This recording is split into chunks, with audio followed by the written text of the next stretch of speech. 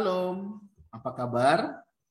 Kita bersyukur hari ini Tuhan masih memberikan kita kesempatan untuk kita boleh datang kepadanya. Mari saudara, saya mau mengajak kita untuk kita berdoa.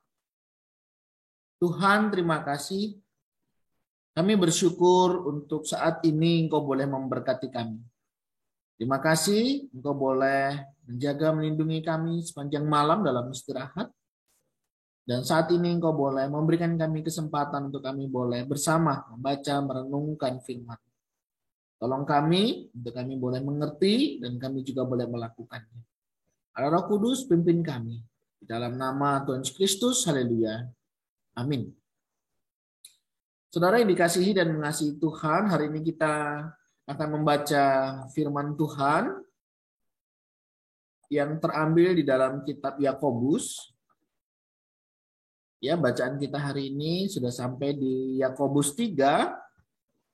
Kita akan membaca ayat yang pertama hingga ayatnya yang ke-12.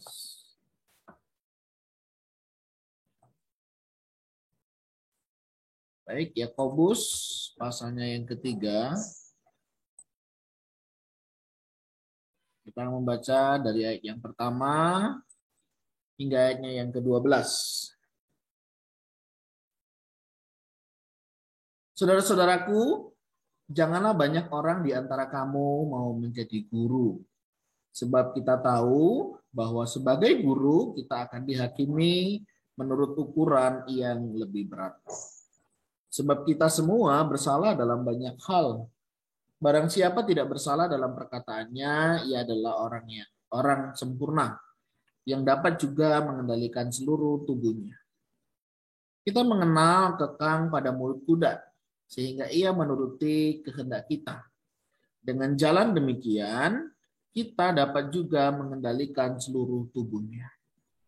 Dan lihat saja, kapal-kapal, walaupun amat besar dan digerakkan oleh angin keras, namun dapat dikendalikan oleh kemudi yang amat kecil, menurut kehendak jurumudi.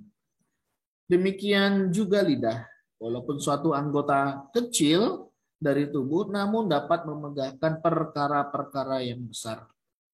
Lihatlah betapapun kecilnya api, ia dapat membakar hutan yang besar. Lidah pun adalah api. Ia merupakan suatu dunia kejahatan dan mengambil tempat di antara anggota-anggota tubuh kita sebagai sesuatu yang dapat menodai seluruh tubuh dan menyalakan roda kehidupan kita, sehingga ia sendiri dinyalakan oleh api neraka. Semua jenis binatang liar, burung-burung, serta binatang-binatang menjalar dan binatang-binatang laut dapat dijinakkan dan telah dijinakkan oleh sifat manusia. Tetapi tidak seorang pun yang berkuasa menjinakkan lidah. Ia adalah sesuatu yang buas, yang tak terkuasai, dan penuh racun yang mematikan. Dengan lidah kita memuji Tuhan Bapa kita, dan dengan lidah kita mengutuk manusia yang diciptakan menurut rupa Allah. Dari mulut yang satu keluar berkat dan kutuk. Hal ini saudara-saudaraku tidak boleh demikian terjadi. Adakah sumber memancarkan air tawar dan air pahit dari mata air yang sama? Saudara-saudaraku, adakah pohon ara dapat menghasilkan buah zaitun? Dan adakah pokok anggur dapat menghasilkan buah ara? Demikian juga mata air asin tidak dapat mengeluarkan air tawar. Amin. Demikianlah firman Tuhan, mari kita merenungkannya. Saudara, ada satu istilah mengatakan, memang lidah tidak bertulang. Saudara, karena lidah tidak bertulang sehingga dia sangat leluasa untuk bergerak, melikuk ke kanan, ke kiri, ke atas, dan ke bawah. Ini merupakan sebuah gambaran yang sering kali memiliki satu resiko, ya. Betapa banyaknya ya saudara orang gara-gara satu bagian yang kecil, ya, lidah ini terjadi sesuatu peristiwa yang besar. Tadi digambarkan saudara itu tentang lidah, ya. Ada banyak gambaran di dalam bagian tadi firman Tuhan yang kita baca.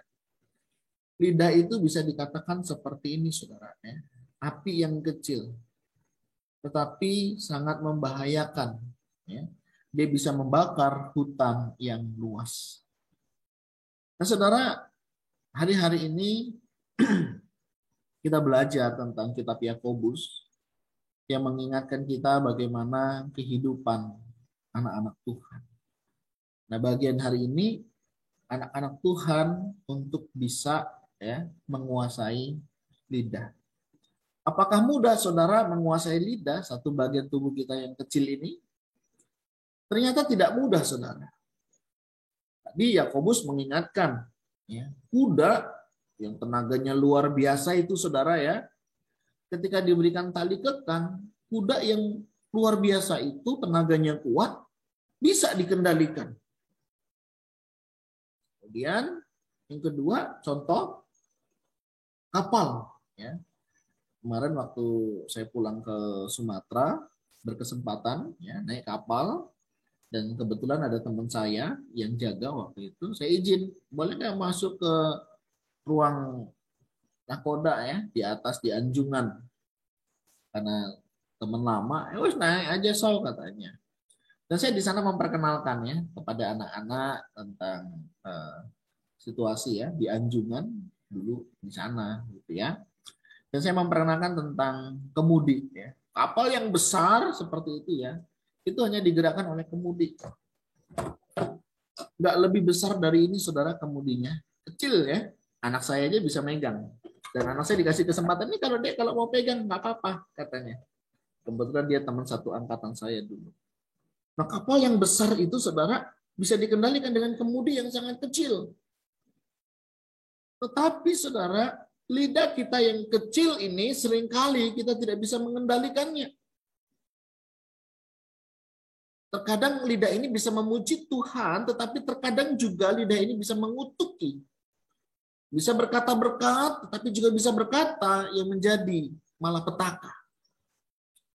Hari-hari ini, saudara, kalau kita memperhatikan di media sosial, ada banyak berita-berita yang bertebaran. Ada yang benar, ada yang nggak benar. Nah, itu, saudara, bahayanya lidah. Ketika lidah ini kita gunakan dengan baik, maka hasilnya akan baik. Bisa berkata-kata penuh berkat. Hari ini Indonesia merdeka. Dulu yang memproklamasikan Pak Presiden Soekarno. Pak Presiden Soekarno itu, saudara, dia dikenal sebagai orang yang menyenangkan. Salah satunya apa? Ketika dia bertemu dengan orang, ada aja bagian orang itu yang dipuji, entah pakaiannya, dandanannya, ada aja. Selalu dia memuji orang, berkata-kata yang positif, sehingga dia disenangi oleh banyak orang yang tidak disenangi juga ada, tetapi lebih banyak menyenanginya.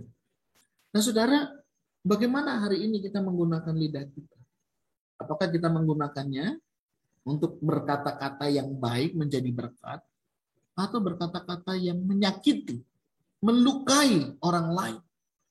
Yakobus mengingatkan untuk jemaat sebagai anak-anak Tuhan hendaknya dapat menguasai lidah. Karena jika tidak, saudara, lidah itu akan membunuh, dan tentunya bahaya sekali. Membunuh tidak harus dengan fisiknya melakukan pembunuhan, tetapi dengan perkataan kita juga bisa melukai, bahkan membunuh orang lain.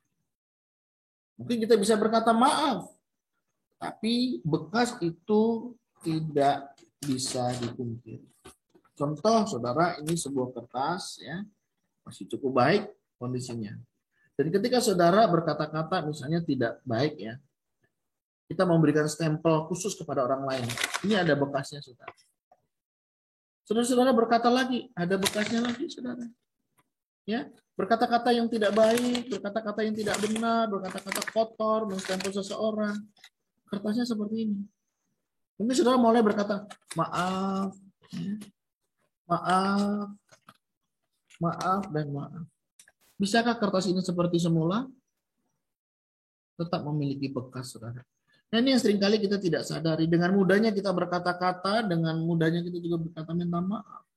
Tapi hati orang sudah terluka. Mari saudara kita gunakan lidah kita yang baik. Dengan pasangan, mari berkata-kata yang baik. Bila perkataan kita menjadi berkat buat anak-anak kita. Bukankah perkataan kita adalah doa? Mari kita berdoa yang baik. Berkata-kata yang baik. Memberikan semangat, jangan mematikan. Mari saudara kita gunakan lidah kita menjadi saluran berkat. Perkatakanlah firman, perkatakanlah berkat, perkatakanlah hal-hal yang baik. Sehingga apa yang Tuhan percayakan ini bisa kita gunakan untuk kemuliaan bagi nama Tuhan. Memberitakan kabar baik, menyaksikan kasih Tuhan, menyaksikan berkat Tuhan. Sehingga nama Tuhan dimuliakan. Menjadi studi pribadi kita. Renungan kita. Adakah perkataan kita melukai? Kita bisa bertanya kepada mereka, adakah perkataanku, tutur kataku yang menyakitimu? Kita seringkali tidak sadar bahwa perkataan kita tidak menjadi. Kiranya Allah Roh Kudus menolong kita dan memberkati kita untuk kita boleh menggunakan lidah kita dengan baik. Tuhan Yesus memberkati. Tuhan, terima kasih. Kami bersyukur karena Engkau sudah dan boleh memberkati kami. Terima kasih untuk satu bagian tubuh, lidah yang Tuhan berikan. Biarlah lidah yang Kau berikan kami bisa gunakan untuk sesuatu yang baik.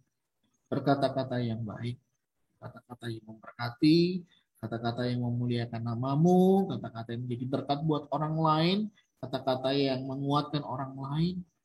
Dan biarlah kami boleh memberitakan firman-Mu. Kami boleh memberitakan kabar baik. Kami boleh memberitakan kabar sukacita kepada orang-orang lain. Sehingga melalui perkataan kami, banyak orang yang mengalami kemurahan. Terima kasih untuk berkat-Mu hari ini. Secara khusus hari ini kami memperingati 17 Agustus. Bagaimana bangsa ini ditolong dan diberkati Tuhan. Terima kasih 76 tahun Kau sudah menjaga memelihara bangsa ini. Terus berkati bangsa ini, berkati para pemimpin dan semua rakyat. Kami terus bersama, kuat dan tangguh di dalam menghadapi masa-masa pandemik ini. Berkati Tuhan, kami mohon berkat-Mu juga untuk keluarga kami, orang-orang yang kami kasih dan mengasihi kami, dan mungkin ada orang-orang yang pernah terluka karena perkataan kami. Ampuni ya Tuhan. Kami berdoa di dalam nama Tuhan Yesus Kristus. Haleluya. Amin. Saudara, terima kasih. Tuhan Yesus memberkati. Shalom.